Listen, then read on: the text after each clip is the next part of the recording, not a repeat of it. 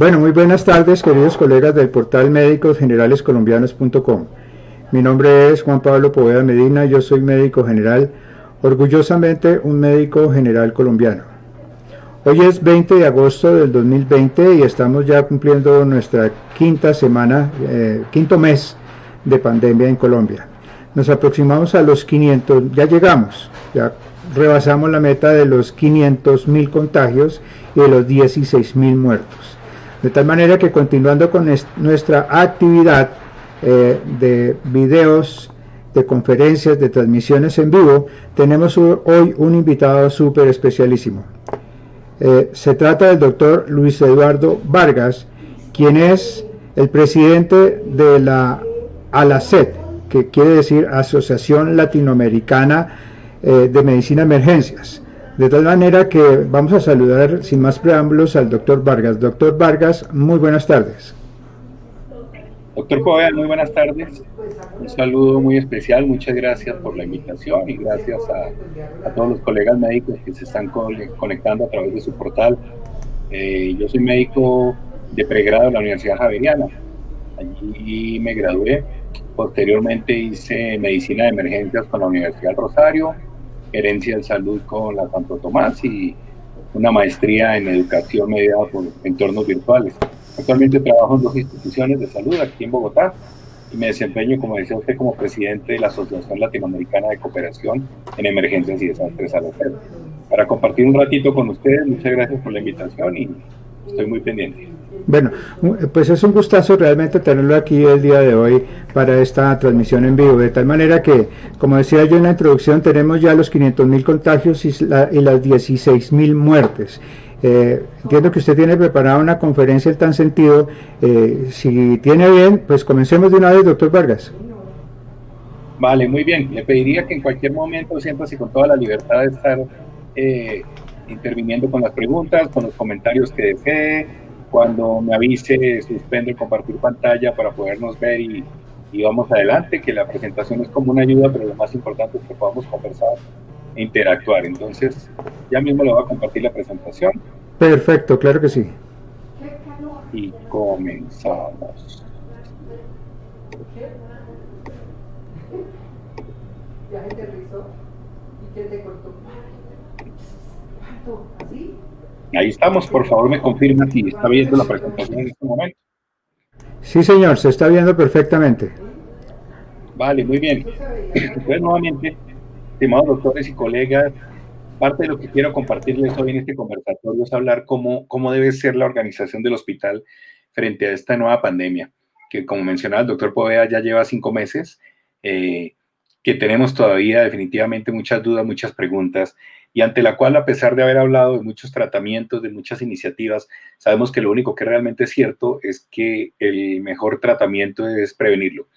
Prevenir que llegue, prevenir que nos contagiemos y más aún nosotros como médicos, sumado a las enfermeras, técnicos, fisioterapeutas, terapia respiratoria y todo el grupo de apoyo a los hospitales que estamos en riesgo continuo de contagio. No tengo ningún conflicto de intereses, básicamente nada más que la invitación desinteresada que me están haciendo ustedes desde este portal académico. Ahí les dejo mis datos, mi página web luisvargasemd.com o www.academiaemergencias.com. Cuando lo hacíamos presencialmente, este tipo de actividades, había una cosa de interactividad que ahorita la voy a pasar. Si quiero es como tener 6 objetivos claros. ¿Qué es lo que quiero que ustedes se lleven de este conversatorio? Una, facilitar el alistamiento de las clínicas y hospitales, tanto de mediana, baja y alta complejidad. Dividir los hospitales porque es algo que ya tenemos que haber hecho y si en alguno no se ha hecho, debe imperar porque no hay forma de esperar más, que es dividirlo entre respiratorio y no respiratorio. Integrar el funcionamiento de los planes de emergencia existentes que hayan en los hospitales. Orientar la clasificación de triaje, porque esto nos llegó a cambiar lo que ya estábamos haciendo en triaje, a modificarlo y de pronto a enriquecerlo con las definiciones de caso. Definir cómo categorizamos hoy día el paciente COVID-19 y establecer algo muy importante, el uso correcto de los elementos de protección. Voy a compartirles este video, en el cual no hablaré, lo han visto probablemente ya varios en redes sociales, pero creo que esta imagen vale más que 1000 palabras.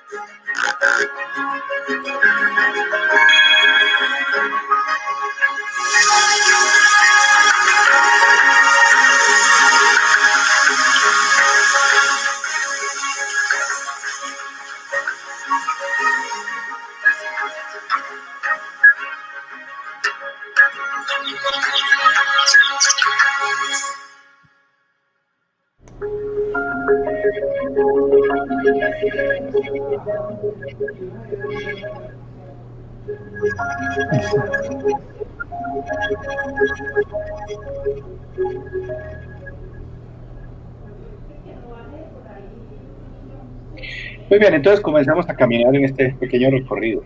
Este video que nos compartían desde Stanford, yo creo que nos ayuda y nos dice mucho. Y aquí lo voy a juntar con este otro que habla un poquito de la fisiopatología y de qué vamos. Lo hemos escuchado desde muchos lados. Acuérdense que hay dos temas bien importantes y muy diferentes. Una es la enfermedad por COVID-19, que es cuando ya tenemos un paciente que expresa la sintomatología, que expresa el cuadro clínico, diferente a la típica denominación del virus que se llama SARS-CoV-2, que fue el virus que se encontró en la provincia de Wuhan, ¿sí? Distrito de Hubei, en China, y a partir del cual ha habido esta diseminación que es a nivel mundial. Tengamos en cuenta que la Organización Mundial de la Salud hizo la descripción de este virus y además se le puso un nombre para que no, digamos, no los llevemos llamando como el virus de los chinos o el virus de los murciélagos o la enfermedad de los viejitos. Esto es una enfermedad que está ya en todo el mundo, que tuvo un inicio en algún lugar y existen incluso dudas al respecto, y que se denominó SARS-CoV-2 este virus. ¿Por qué se denominó así? Porque realmente tiene un parecido muy grande con otras cepas, como el virus de coronavirus SARS, son genéticamente muy parecidos, y que provocaba también y provoca un síndrome de dificultad respiratoria aguda severa. Esta fue lo que ocurrió en el año 2002 con el SARS. Y este virus que tenemos hoy día es muy parecido.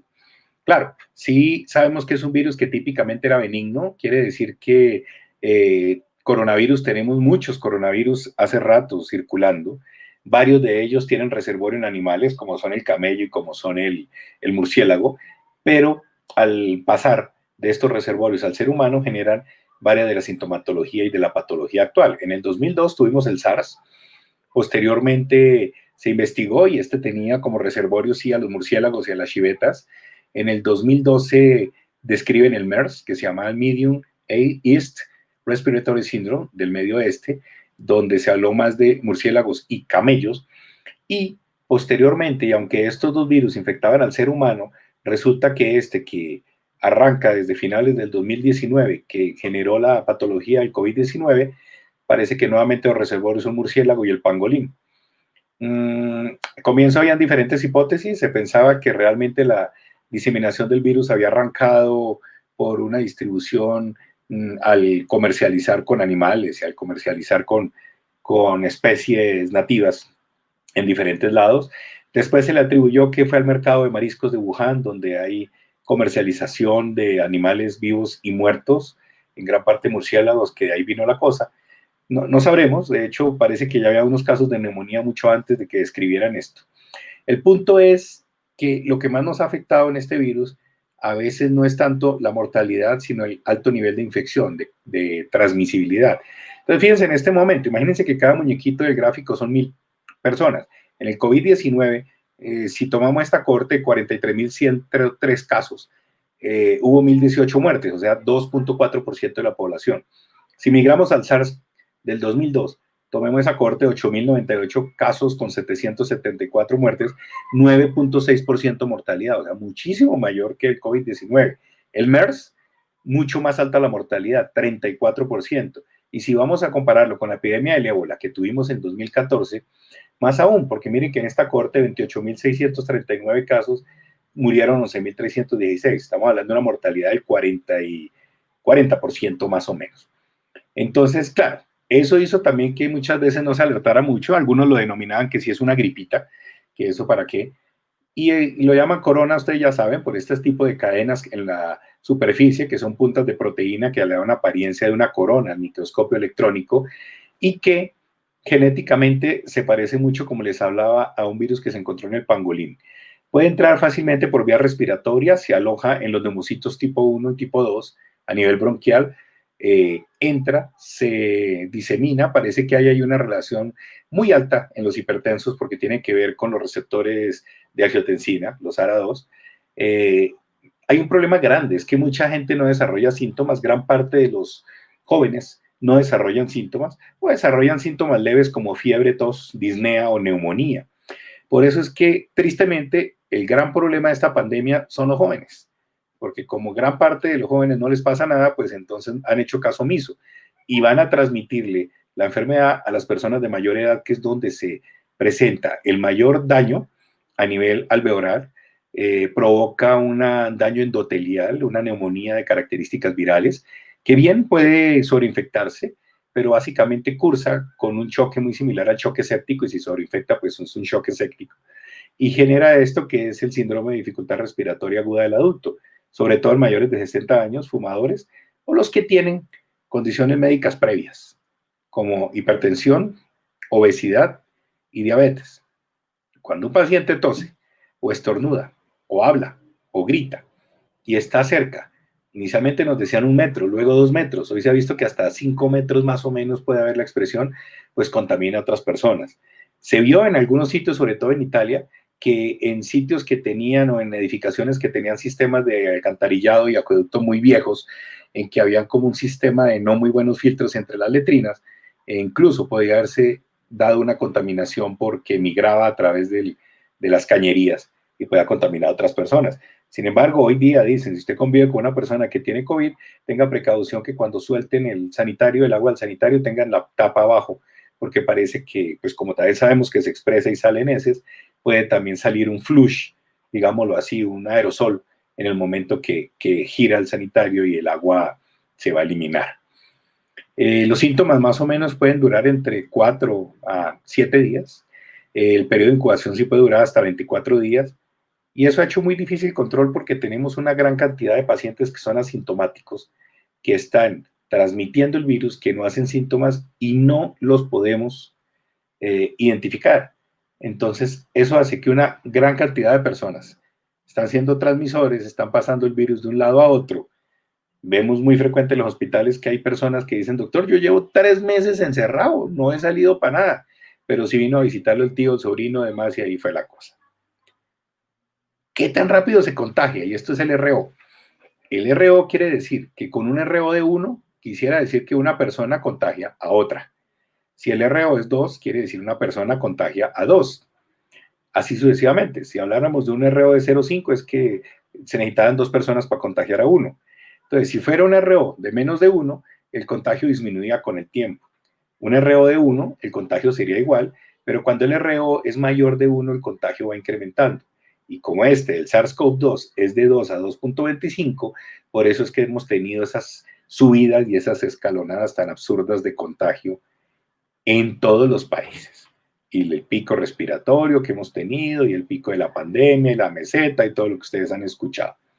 Entonces, básicamente, los, digamos que súper contagiantes son aquellas personas, son los asintomáticos. Es a los que menos le hemos puesto cuidado en la pandemia, es a los que menos nos hemos dado cuenta, pero son los que más contaminan. Una de las pruebas que se hace es esta, la prueba de reacción de cadena de polimerasa en tiempo real o PCR, que se puede hacer en esputo, en aspirado, en lavado. No se recomienda en broncoscopia, en nada de eso. El tratamiento es esto, soporte de líquidos, oxígeno, y cuando el paciente tiene mayor problema en soporte ventilatorio, se pueden dar antihistamínicos, medicamentos sintomáticos, acetaminofén, pero se empezó a usar y se ha demostrado que tratamientos como la cloroquina, la hidroxicloroquina, no sirven, que tratamientos como el ritonavir y el remdesivir parece que no son tan buenos como se pensaba, por lo tanto no son ya de uso común, ni a nivel hospitalario, ni a nivel prehospitalario, porque un problema grandísimo que tenemos es que la gente no está llegando a los hospitales y ya ha tomado hidroxicloroquina, ha tomado dexametasona, ha metido antibiótico, ¿sí? Y no hay vacunas. Entonces el problema es que cuando nos están llegando, lo poco que se podía hacer, porque de lo poco que queda, que sirve, es la dexametasona a partir del sexto día de síntomas y cuando la persona requiere alta concentración de oxígeno o está ventilado. No sirve preventivo, no sirve en la fase inicial de la enfermedad. Pero si ya se lo pusieron ambulatorio, de nada, nos quedamos sin armamento en los hospitales. Sirve a aislar los pacientes, sirve a aislarnos de las personas, 3 pies, 1, 2 metros siempre aislados. Sirve la limpieza continua de superficies, teclados, mouse, teléfonos celulares, de por Dios, que es una fuente de contagio muy importante, superficies, cualquier cosa. Evitar viajes a zonas peligrosas en la fase inicial. Hoy día cualquier zona es peligrosa, entonces tenemos que evitar cualquier tipo de aglomeración, tenemos que evitar parte de nuestros encuentros sociales, los abrazos, dar mano, darnos besos, porque todas esas son fuentes de contagio. Y recuerden, hay gran cantidad de asintomáticos. Recuerden, cualquiera de nosotros va a trabajar. Yo ahorita no tengo síntomas, no tengo gripa, no tengo nada, pero pues tengo una familia. Entonces, siempre que estoy llegando a mi casa, estoy poniéndome mi tapabocas. Y en la casa incluso me protejo con mi tapabocas convencional y en la clínica pues con el tapabocas que tenga que usar allá porque hay que hacerlo. Esto hasta esa parte. Entonces, la primera pregunta que les haría a cada uno de ustedes cuando vean esta transmisión es si en nuestro hospital o en el consultorio tienen definida una ruta respiratoria y otra no, desde el ingreso. Háganse esa pregunta. ¿Sí la tenemos o no la tenemos? Porque esta es una de las bases para comenzar a hablar de esto. En cuanto a las rutas de atención, este es una propuesta de un flujograma y de un modelo propuesto por el grupo de riesgo, el grupo GRIDGE, que es un grupo que manejamos vía web dirigido por colegas. Hay un doctor Francisco, excelente médico especializado en desastres, con una experiencia muy grande, una doctora, una compañera jefe, enfermera con doctorado también en desastres. Y este trabajo vino de ahí, más la Asociación Colombiana de Especialistas en Emergencias y la ALACER. Trabajamos en grupo y definimos estas partes. Mire que hablamos aquí de una preconsulta, de un filtro externo, y dependiendo de los síntomas, toma una ruta, que en este caso la pintamos de azul, la ruta respiratoria, o una ruta no respiratoria, que en este caso está pintada de verde. Hagamos como un primer acercamiento.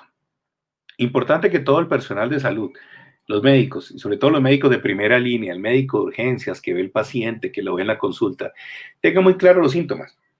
Fiebre, fatiga, producción de mocos, tos, que muchas veces es seca, disnea, diarrea.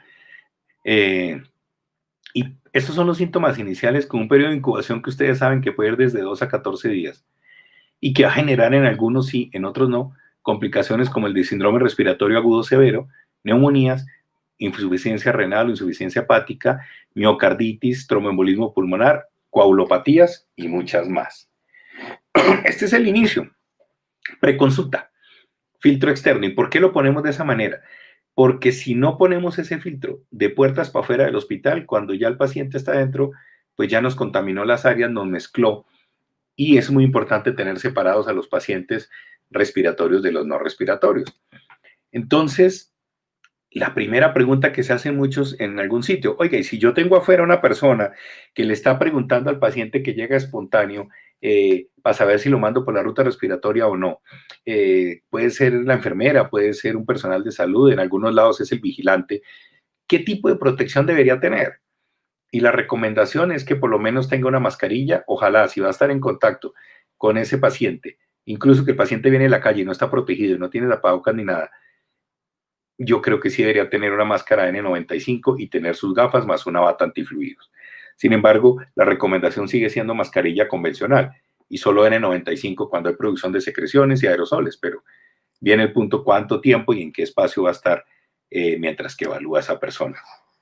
En el filtro externo, deberíamos preguntar sobre fiebre, síntomas respiratorios, para determinar si es un caso sospechoso, entregarle un tapabocas quirúrgico, una mascarilla quirúrgica de las que tenemos en los hospitales, indicarle que se haga lavado de manos, al ingresar al hospital y asegurar que las personas sigan la ruta respiratoria hasta el triaje respiratorio. Entonces vean que este filtro es antes del triaje incluso.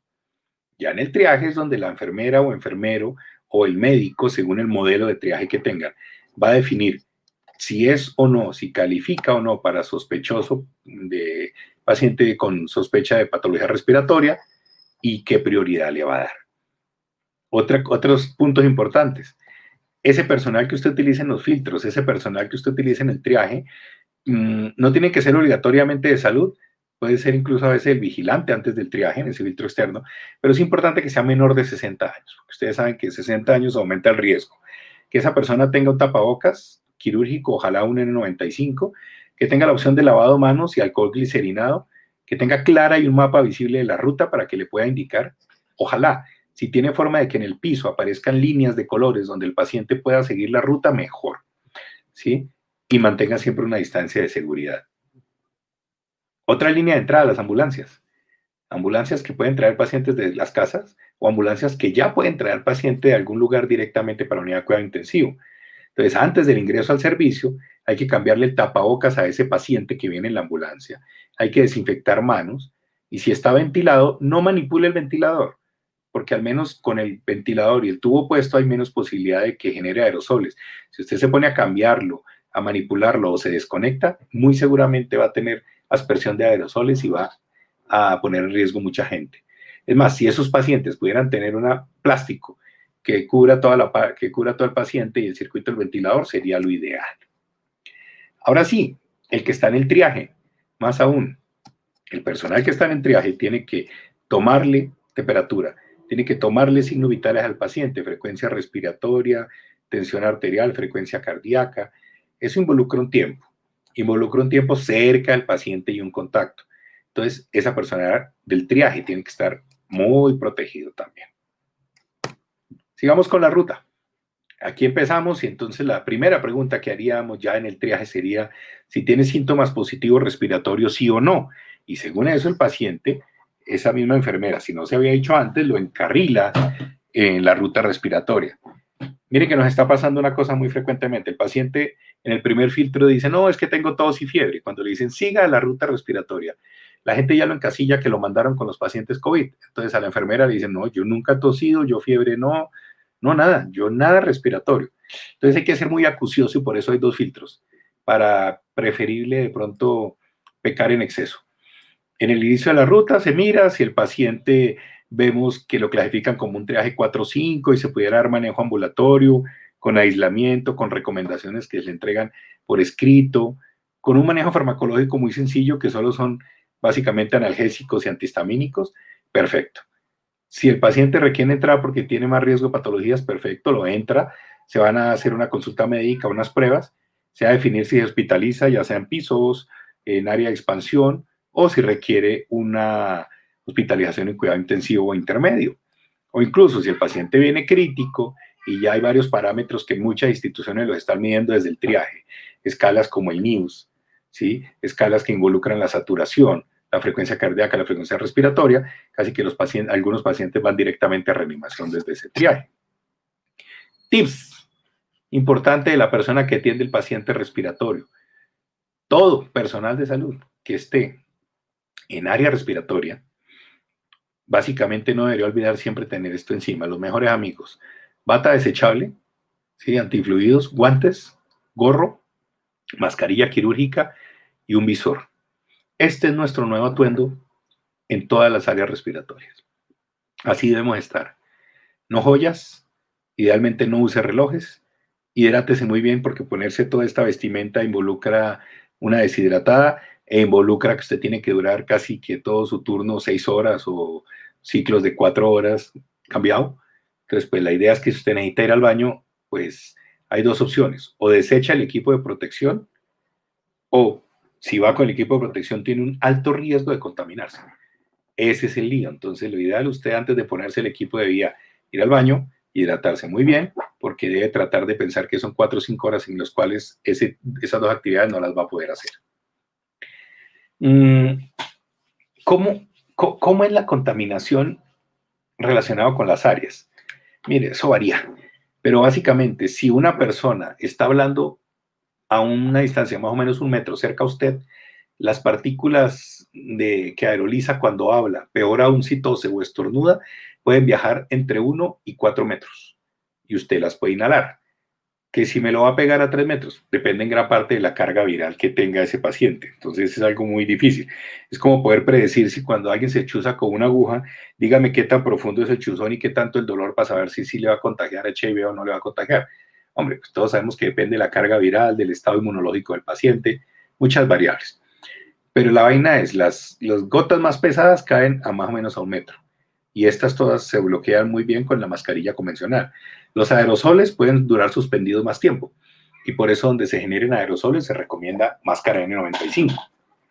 Y eso es cuando va a intubar, cuando va a tomar las muestras, cuando lo va a conectar a un dispositivo de oxígeno que genere aerosoles, cuando tose, en fin.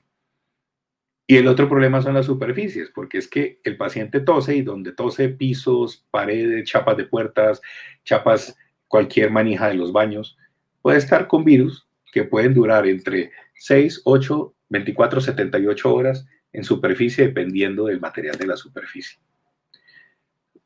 Los triajes de complejidad leve, como el 4 y 5, algunos puedo mandarlos a la casa, vuelve y juega. Hay escalas buenas, el NIUS es una escala buena que permite usted poder objetivizar qué paciente podría irse para la casa. El Call Score también es una buena escala que le ayuda a definir el Call Score leve. Casi que todos se pueden ir a casa. En el moderado usted, algunos sí, algunos no. En el severo ninguno se va para casa. En un NIUS también, con un rango, digamos casi que desde 5 hacia arriba, no se debería ir para la casa inicialmente. ¿Cuáles son las medidas que debemos decirle y recomendarle a las personas enfermas que vemos en la consulta? Hombre, lavado y desinfección de manos todo el tiempo, autoaislamiento. O sea, si usted se va a ir a la casa y es sintomático respiratorio, trate de quedarse en un cuarto para usted con un baño para usted. No coma con todo el mundo, que la comida se la den en una loza aparte, marcada, no sé, marquen el plato, los cubiertos con esmalte, pero que sea diferente del resto de personas de la casa, el vaso que sea diferente. Use tapabocas todo el tiempo para que usted también contenga la salida del virus. Higiene respiratoria, o sea, si definitivamente va a toser, hágalo en el borde interno de su antebrazo, ¿sí? Importantísimo. Y tenga claro los signos de alarma. Si definitivamente empeora la disnea, hay dolor torácico, empieza a aparecer ya fiebre y se desatura, ojalá pudieran tener un oxímetro de pulso los pacientes en casa, es un signo de alarma para volver. Este es un video bien bonito que salió publicado desde la Asociación Colombiana de Especialistas de Emergencias también, que muestra en ese gráfico la diseminación del virus, cómo va a tanta gente. Pero si una persona no va al supermercado, si esta persona aplazó su viaje, si esta persona no fue a la fiesta, miren que cada vez que aparece una persona bloqueando un puntico de estos, mire cómo disminuye en gran medida el contagio. Eso es lo que se ha querido hacer con las cuarentenas, porque resulta que, miren esto, si arriba, sin limitar el contagio, una persona infectada en 5 días podría haber infectado a 2,5 y en un mes a 406 personas. Si por lo menos 50% menos de contagio, miren que en 30 días solo ha infectado a 15. Y si tratara de evitar contacto en más del 75%, puede ser que solo infectara a 2 en 30 días. Ese es el efecto bueno que hemos tenido con las cuarentenas. Ese es el efecto bueno que hemos tenido con las restricciones. Claro, es que estoy hablando desde el corazón de médico, pero hay un corazón económico, hay un corazón de subsistencia en que yo entiendo a la gente que no es médico, que no es de salud, dice, no, claro, es que si usted llega a su casa y tiene la nevera llena y tiene el internet de 20, 30 megas y puede hacer cursos online y puede trabajar desde la casa, pues usted no tiene el lío de no irse a trabajar en un lugar y el teletrabajo. Pero es que una gran parte de nuestra población colombiana no tiene ese gusto de hacer teletrabajo y no tiene la nevera llena. Entonces, lo que complica al chico y ha hecho que tengamos un disparo de los casos. Los pacientes de triaje 3, pues se ven en consulta, si requieren tomar muestras o laboratorio van a observación, se le toma la placa tórax, que de entrada es un muy buen indicador, le tomarás el hemograma, la creatinina, la función renal completa con BUN. Hay unos fármacos que se han visto que son muy buenos predictores de severidad. La LDH, ya que cuando hay compromiso pulmonar se sube la LDH. El dímero D, que lo usamos tanto porque nos ayuda a sospechar si hay tromboembolismo pulmonar o incluso en pacientes sin TEP, también demuestra severidad de la enfermedad. La ferritina no tiene mayor indicación la proteína C reactiva, no, distinto a PCR que estamos hablando desde la prueba. No es necesario tomarle tomografía a todos, con una placa tórax inicialmente funciona, y si pues la placa tórax no es concluyente en un paciente muy sintomático, o sospecha TEP, o usted ve una distribución ya severa, o no hay una adecuada respuesta al manejo inicial, pues tiene que tomar una tomografía de alta resolución. Y con base en todo esto, los gases arteriales, la saturación de oxígeno, tomen troponina, estos pacientes pueden hacer miocardiopatía por COVID aunque no hagan enfermedad coronaria. Con todo esto usted toma la decisión y con varias escalas que ya se usan a nivel intrahospitalario, decide dejar a ese paciente en piso, lo lleva a una UCI intermedia o lo intuba. El triaje 1 y 2 pues debe ir a las áreas de reanimación o de observación que usted tenga destinadas, va a requerir manejo por el personal más entrenado y tratar de proteger mucho a las personas que entren a reanimación porque el equipo que va a manipular vía aérea es el que está en mayor riesgo de estar contaminado. Entonces, esa es como una parte importante del triaje y la distribución. ¿Cuáles son las personas de mayor riesgo? Lo han escuchado, pero recordémoslo. Mayores de 60 años, diabéticos, cardiomiopatía, aquel con una neumopatía previa, fibrosis pulmonar, EPOC, y los pacientes inmunodeprimidos. ¿Cuáles son como los deterioros o los criterios clínicos de deterioro? Si tiene una frecuencia respiratoria más de 25 por minuto, ¿sí? A pesar de uso de oxígeno, incluso si se lo pone y persiste muy taquimnéico, si satura menos de 92 con oxígeno a 4 litros por minuto, si hay un deterioro de la PAFI, recuerden que la PAFI es la división de la presión arterial de oxígeno sobre la fracción inspirada de oxígeno. Entonces, normalmente habíamos considerado que los trastornos de la oxigenación podrían ser leves, cuando era PAFI de 200 a 300, moderado era una PAFI de 100 a 200, severo una PAFI por debajo de 100. Antes de la pandemia, casi que todo paciente con PAFI menos de 100 lo intubábamos. Hoy día hemos visto que no, que esos pacientes, muchos incluso los mantenemos con PAFI menores y hemos logrado sacarlos con mecanismos no invasivos como cánula de alto flujo. Pero también existe algo que ustedes han visto en redes y en la literatura que se llama la hipoxemia silente o que lo llaman la hipoxemia feliz. Es que nosotros nunca habíamos visto en nuestras vidas de ejercicio médico llegar personas caminando con saturaciones de 70 y con PAFIs de 50. Eso no nos cabe en la cabeza. Y el paciente le manifiesta a veces mucho menos de lo que clínicamente se ve. Entonces eso es algo que tenemos que tener muy en cuenta. Los paraclínicos, les decía, el LDH mayor a 330, aunque más que todos los de mayor severidad están por encima de 600, 900. Gasimetría arterial, que el dato más importante que vamos a encontrar es hipoxemia, ya que la PC2, hombre, pues como están hiperventilando la mayoría de los pacientes, pues lo que hacen es barrer CO2, entonces las PC2 no se elevan, y las PAFI menor de 200 que les decía. El dímero D elevado, la troponina I elevada, se eleva la creatinina en muchos de ellos, hay fascia renal, y los rayos X de tórax con infiltrados bilaterales. Escalas de riesgo hay varias, han homologado escalas como el CURV 65, que ustedes saben que es para neumonía, la escala de NEWS y NEWS 2, el QSOFA, el SOFA, que son escalas de sepsis, y el SMART-CoV, la han homologado para usarlo en este tipo de pacientes. El paciente que ya no tiene síntomas positivos, pues lo guiarás por el área no respiratoria. Hago énfasis en el equipo de protección personal, que básicamente todas las personas que tienen contacto con el paciente en procedimientos que no generan aerosoles, pueden usar una mascarilla quirúrgica, deben usar gorro, monogafas todo el mundo, porque por la mucosa de los ojos también se pega, bata antifluidos, debería usar guantes quirúrgicos, un vestido quirúrgico.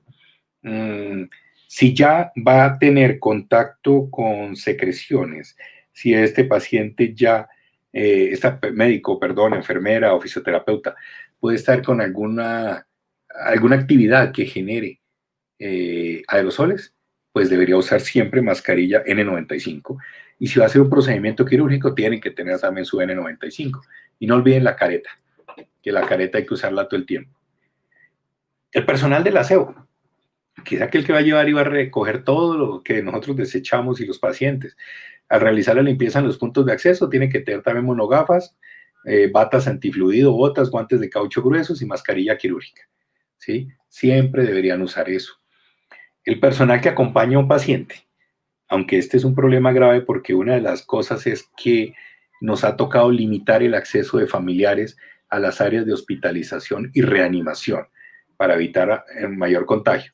Pero si hay un paciente que requiere acompañante permanente, ese acompañante mínimo debería usar tapabocas convencional, bata, antifluidos y discutible el uso de los guantes.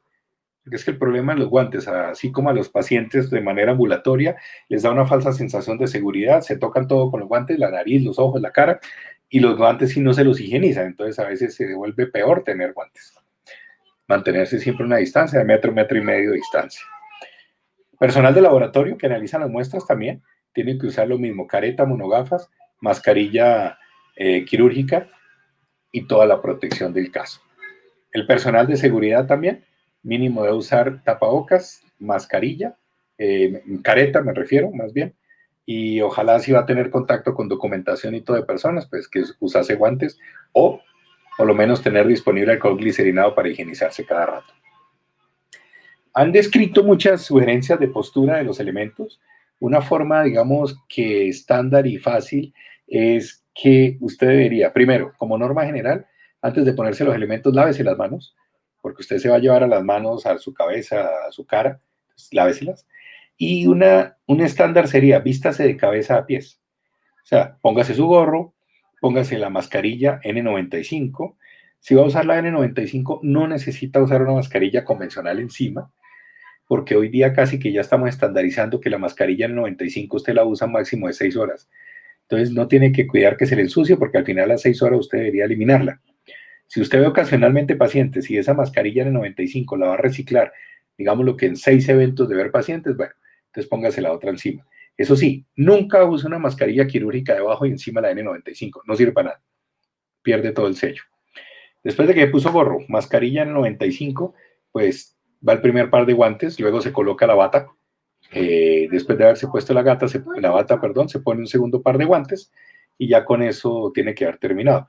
Perdónenme que omití en este caso las polainas, que deben ponérselas justo después de ponerse la bata. Por eso les hablaba de cabeza a pies. Y el retiro.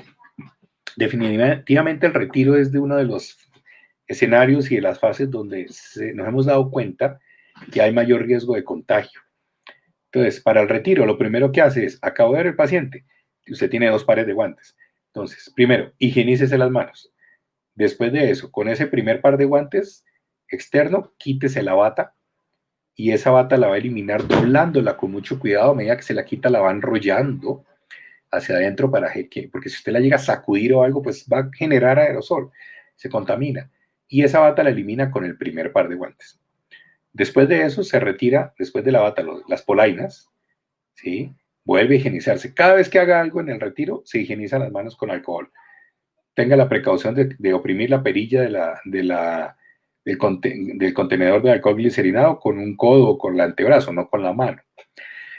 Después de que se ha quitado las polainas, entonces pasa a un área que llamaríamos intermedia o tibia, y es donde va a quitarse ya la máscara N95, se va a quitar las gafas, la careta, les hace aseo a las gafas, la careta, elimina la máscara, si es el caso, pues si va a continuar viendo pacientes, no elimine la N95 y hágase un muy buen lavado de manos. En esta dirección, desde la página de Alacet, en www.alacet.org/COVID-19, van a encontrar ustedes todo un listado de recursos gratuitos donde van a poder estar al día con bastante literatura que se está publicando día a día de las diferentes bases de datos, de las diferentes fuentes de información, actualizándonos completamente sobre el COVID-19 y aquí las estamos recopilando. Si a algunos les gustan los podcasts, pueden suscribirse, pueden buscarlos si bien en Google o en el buscador que quieran como Meducast, o si quieren escanear en el momento que vean esta charla, si tienen un dispositivo de Apple, iPhone o iPad, escaneen el código QR code que ven a la izquierda donde dice Listen on Apple Podcasts. Si tienen un dispositivo Android, escaneen el que dice Spotify y lo pueden escuchar. Ahí hacemos también podcast muy a menudo sobre temas varios. Hoy día, obviamente, varios temas que tienen que ver con COVID. Y aquí les dejo mis datos de contacto. Pueden escanear ese código o bien pueden seguirme por redes sociales como está ahí. O si no, pueden seguirme a través y les voy a escribir aquí grande en mi pantalla. Si se podía, voy a dejar de compartir a través de @academiaer1. @academiaer1. Pueden seguirme y estamos tratando de pasarles mucha información, artículos de acceso libre y cosas educativas todos los días. Muy bien. Bueno, excelente, doctor Vargas. Muchísimas gracias. Realmente muy completa, muy didáctica, sobre todo a mi juicio, su presentación.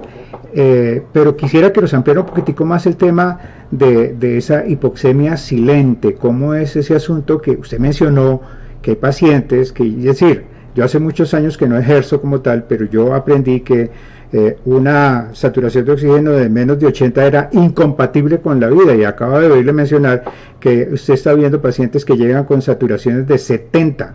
¿Cómo es eso? Y prácticamente sin síntomas. ¿Cómo es eso?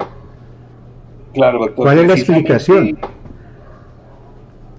precisamente es una cosa que estamos viendo y voy a dar en dos partes. Primero, cómo llegan y luego lo que usted me comenta, la explicación fisiológica.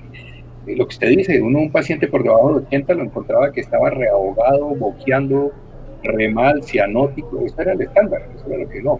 Pues resulta que este paciente, como el problema como tal de entrada no es la mecánica respiratoria, el problema de entrada no es el empeoramiento de su enfermedad de base, sino es un daño endotelial y de la barrera alveolo-arterial. Entonces a veces el paciente no tiene esa disnea, pero no es percibida a tal punto. Pero si usted la mide, sí, el paciente puede estar saturándole 70, 60 y se siente fatigado, pero le está hablando. El problema radica en eso, en que es un daño directamente de la membrana arterial. El SDRA provoca un edema, una dificultad en el transporte de oxígeno en shunt, que tiene un gran efecto en la oxigenación sanguínea, aunque a veces el paciente inconscientemente además lo compensa hiperventilando, lo compensa haciendo hiperemnea o taquimnea y por eso no lo percibe tanto. Por eso mal llamada, entre comillas, lo llamaban hipoxemia feliz, porque decían el paciente está como tranquilo y no le pasa nada, pero después se ha denominado un poco más como hipoxemia silente y por supuesto que es peligrosísima. Y eso es lo que ha hecho que muchas veces los pacientes mueran en casa, no consulten y lo que le dice uno a la familia, no, es que no se veía tan mal, es que no se veía con dificultad respiratoria, por eso mismo. Bueno, muy bien. La otra cosa que quería preguntarle es, digamos que en el concierto latinoamericano, dado que usted representa como presidente de la Asociación Latinoamericana de Medicina de Emergencias y Desastres, y entiendo y he visto, se comunica de manera muy frecuente con representantes de organizaciones de medicina de emergencias de todo el continente. ¿Cómo ve usted la medicina colombiana o los protocolos o los logros alcanzados frente a esta enfermedad frente a otros países latinoamericanos que hacen parte de la ALACEM? Bueno, mire, yo creo que empecemos hablando cosas buenas y luego unas cosas malas. Una cosa es que realmente los colombianos siempre hemos sido muy críticos, los médicos colombianos muy críticos, vivimos abogando que tenemos el peor sistema de salud del mundo y cuando usted recurre a otros países se da cuenta que no es así. No estoy diciendo que esto sea lo mejor del mundo y lo último en guaracha, pero estoy hablando de que somos muy críticos y cuando uno afuera se da cuenta que tenemos grandes cosas. ¿Cuál es una de las cosas que me parece maravillosa? Nosotros tenemos muy buena formación de nuestros médicos. Desde médicos generales tenemos una muy buena formación. Hoy a punto, a veces uno se encuentra algunas formaciones no tan buenas y yo he puesto a competir incluso internos colombianos en rotaciones, en revistas clínicas, con residentes de otros países y las bases fisiopatológicas en ciencias básicas de los médicos colombianos son muy buenas.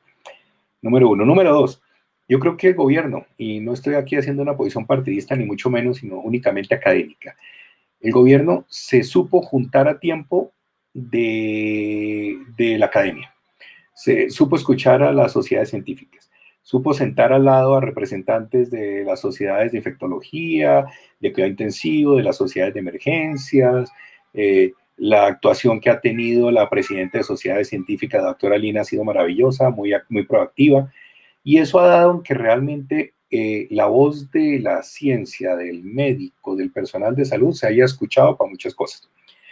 ¿Qué ha hecho? Si usted se pone a ver China tuvo un pico desastroso y a los 3 meses casi no tenían casos. Italia, un pico horrible con unos récords de muertes en su pico y una meseta que duró varias semanas terrible, sin UCI, sin cómo intubar, y pasó y a los 3 meses ya casi nada. Lo mismo España. ¿Qué nos ha pasado a nosotros? Que nuestro pico se ha retrasado y eso es lo que se quería. En últimas, y lo han dicho los gremios académicos y lo han repetido los gremios dirigentes, el objetivo no era que no llegara el virus ni que no nos diera porque nos iba a dar. El objetivo era contener un poco, o sea, aplanar la línea para que pudiéramos prepararnos un poco mejor en los sistemas de salud y que no nos diera tan duro. En Colombia nos llegó el pico, nos está llegando en este momento y yo creo que estamos en la meseta más alta en este agosto. Y probablemente agosto o septiembre va a ser lo más duro. Pero por lo menos usted ahorita ve que un médico general ha tenido una oferta de cursos por todo lado, o tomó el curso de Ascofame, o el de la Asociación Colombiana de Efectología, o el de la CIN, o los del ministerio, pero ya la gente está más preparada a que nos hubiera agarrado marzo-abril, donde no sabíamos qué hacer. 2, yo creo que ha habido muy buena asesoría y hemos hecho una medicina basada en la evidencia, a pesar de que tristemente la evidencia es muy poca porque es muy corto el tiempo. Pero usted no ha visto aquí en Colombia que indiscriminadamente en la mayoría, por lo menos de las instituciones de salud, se apliquen medicamentos sin que tenga una evidencia científica. Pero yo sí le cuento que en Latinoamérica ahorita están poniendo hidrocloroquina en una cantidad de sitios cuando ya hace meses que se sabe que eso no sirve para nada y no se debe usar. Tocilizumab no demostró un gran beneficio y en muchos sitios lo están poniendo por montón. Plasma convaleciente es dudable su uso, tiene literatura a favor y otra en contra. Hoy día se están unos ensayos clínicos mirando si se pone. Sí se está usando dexametasona a partir del día 6 en paciente con alto requerimiento de oxígeno intubado en Colombia, pero no como en otros países, algunos, por ejemplo, de Centroamérica, y no pongo nombres, que le mandaban una receta ambulatoria al paciente con corticoide, antibiótico, hidroxicloroquina y remdesivir. Eso no tiene ninguna razón de ser. Yo creo que el manejo que se le ha dado, por más de las críticas que tengamos, ha sido dentro de lo posible un manejo más o menos adecuado. ¿Cuál es el problema? Es que usted no le puede pedir peras al olmo. Y todos sabemos, y no es mentira, que tenemos un sistema de salud que ya teníamos un problema grande. Teníamos un sistema de salud antes de la pandemia que ya tenía mucho déficit, muchas falencias. Y sobre todo teníamos algo muy grave, teníamos una mal sistema de contratación de nuestro personal de salud. Es absurdo que tengamos nosotros colegas todavía en muchos lados y siguen ofreciendo por prestación de servicios que si se enferma se fregó porque es que ni siquiera tiene derecho a una incapacidad. ¿Sí? Que además tengamos sitios donde los colegas de medicina o de enfermería se han tenido que ir porque les deben meses de sueldo. Y teníamos un problema de sobrecupo en todo país donde en urgencias ya había ocupaciones del 150-250%.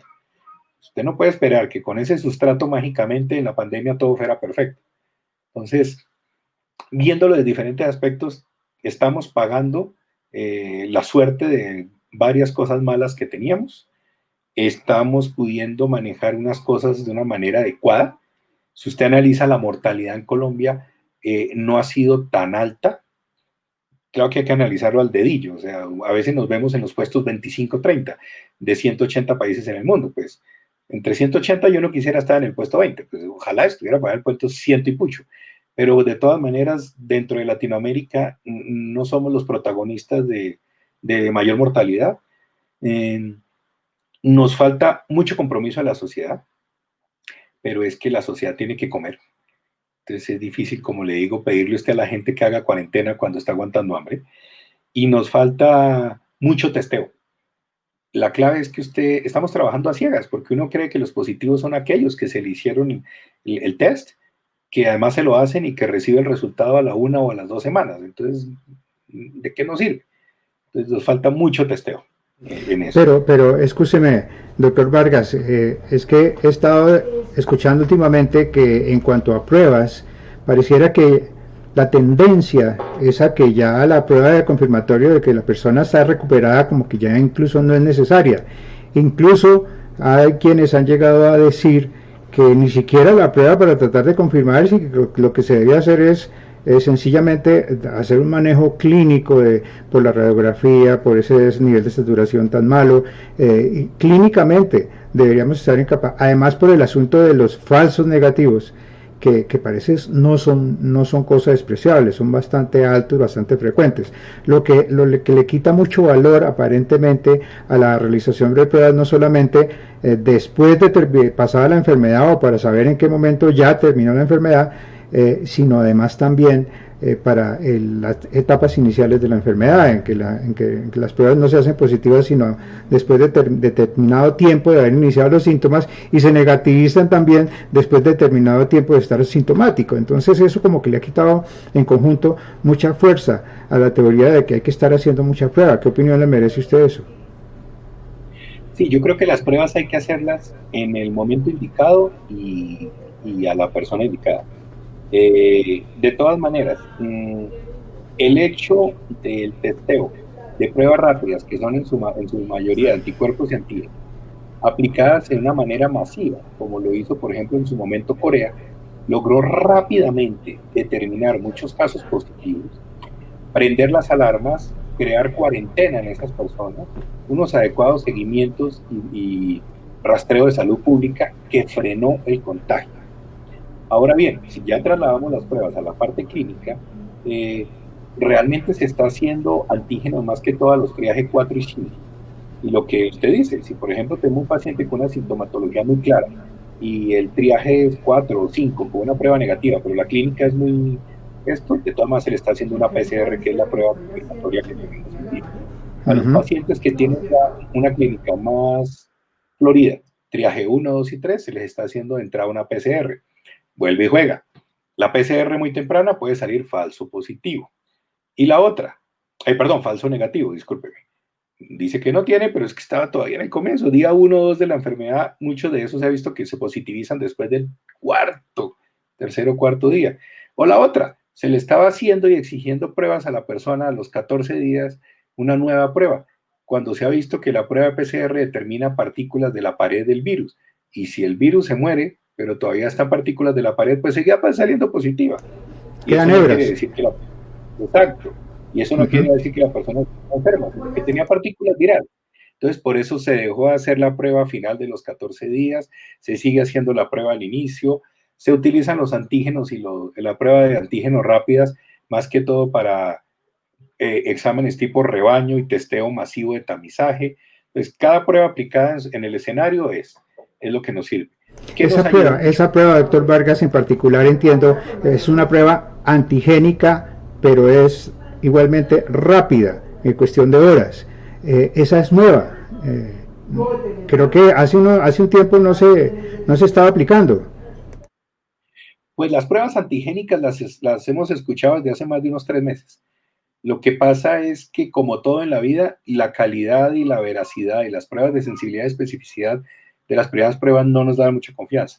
Hoy día ya tenemos algunas pruebas que han demostrado unos resultados mejores y por eso se empezaron a aplicar. Tal cual usted lo dice, los reportes los tenemos más o menos en 2 horas. Medimos IgG y IgM, que en su orden nos permite saber si hay contagio y si hay actividad como tal. Mm, Podrían, y se les intentó dar un uso también tardío para ver si había inmunidad, pero se ha visto que a pesar de que usted quede con un IgG alto y ya haya negativizado el IgM, nada le garantiza inmunidad celular con solo haberse contagiado. Tampoco es que estemos diciendo, asegurando que el COVID repite, pero tampoco está claro que a quien le dé no le va a volver a dar nada. Pero Entonces, me confunde un poco, doctor. Estamos hablando de pruebas antigénicas y usted me está hablando de IgG, IgM. esas son las que Antigénica luego son no tiene el antígenos. propósito de detectar partículas o el virus como tal, el antígeno del virus. No, cuando hablamos de pruebas antigénicas nos referimos a IgG e IgM. Cuando hablamos de prueba de PCR rápida, es la que determina la PCR reversa, es la que determina las partículas de la pared viral. Entonces, las antigénicas son muy buenas como tamizaje, pero puedes tener, como vos estás indicando, muchos falsos negativos. Pero cuando hay un falso positivo, alerta y rapidito ahí se completa la cosa. La prueba de Bueno, PCR demora más, ¿sabes? doctor, Pero es más certera. bien, doctor Vargas, es que nos queda muy corto tiempo, no quiero superar la hora porque si no nos hace imposible poderla subir a ciertas redes sociales, de tal manera que quería hacerle unas preguntas muy puntuales. ¿Qué opina usted? ¿Es cierto que los elementos de protección personal no le están siendo proporcionados de manera completa y suficiente y oportuna al personal de salud? Usted que está cerca al cañón, que usted trabaja en 2 clínicas, metido en unidades de cuidado intensivo, ¿es cierto que al personal de salud no le está llegando los elementos de protección personal?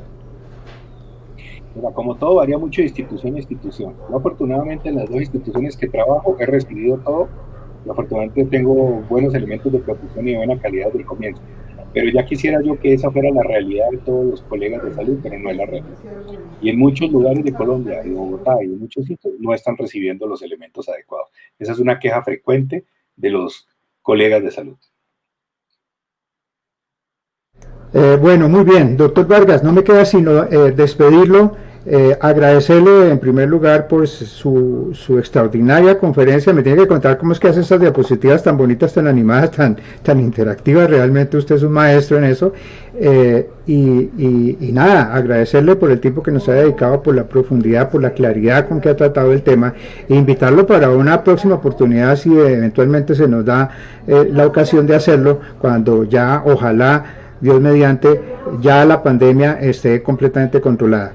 ¿Cree usted que va a haber, pregunta final, cree usted que va a haber una segunda, un segundo pico?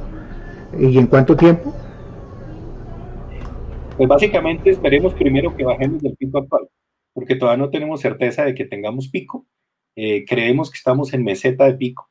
Si esta meseta la logramos con la ocupación que tuvimos de 80 y pico, 90 y pico de UCI, yo creo que la sacamos bien, porque por lo menos no tuvimos sobreocupación. Y después de eso, sí, esto va a funcionar como un acordeón. Vamos a tener varios picos, de pronto no tan fuertes, pero vamos a ir con varios picos. Y nada, muy agradecido a usted, doctor Poveda, a todo el grupo que sigue la página de médicosgenerales.com. Esperamos seguir trabajando en actividades académicas, al igual que desde academiaemergencias.com para seguir trabajando juntos. Claro que sí. Vamos a cortar entonces aquí la transmisión. No quiere decir que usted se tenga que retirar. Me gustaría poderlo despedir después personalmente. Así que a todos ustedes, mis queridos colegas del portal médicosgeneralescolombianos.com, muchísimas gracias por habernos atendido el día de hoy, para los que van a estar viendo el video en los siguientes días que siguen. De tal manera que muy buenas tardes para todos. Muchas gracias. Nos veremos.